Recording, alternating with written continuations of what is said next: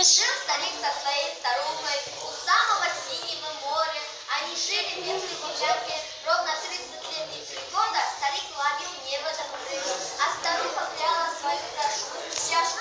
Раз он в море закинул небо, пришел небо с одной утиной. В другой раз закинул небо, пришел небо с травой морской. В третий раз закинул небо, пришел небо с одной рыбкой, хоть простую, золотую, как смотрится золотая рыбка.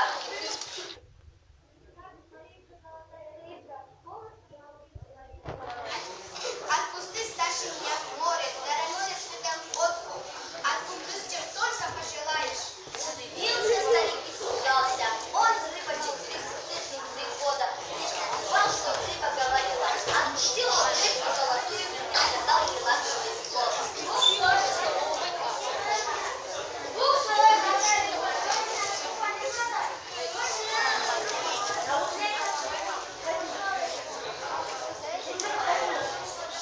Воротился старик к старухе, сказал им великое чудо.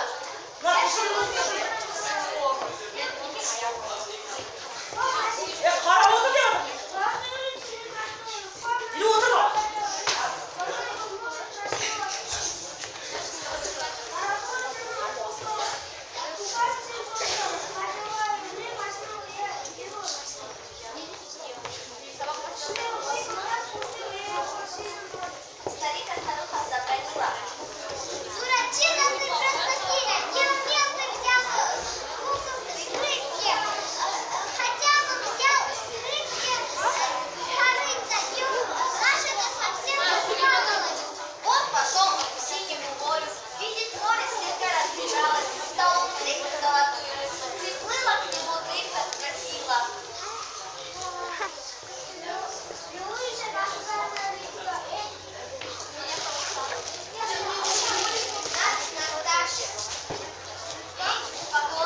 Старик отвечает.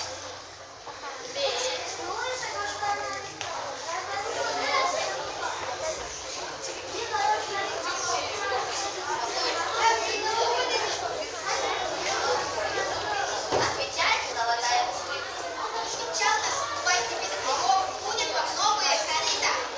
Воротился старик к старухе, старухой новое корыто. Еще пуще.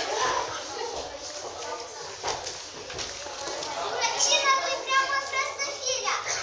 Выбросил простофиля, и я не хочу. Сәл жақындап тұр. Әне жерге Я не хочу черной красявкой. Я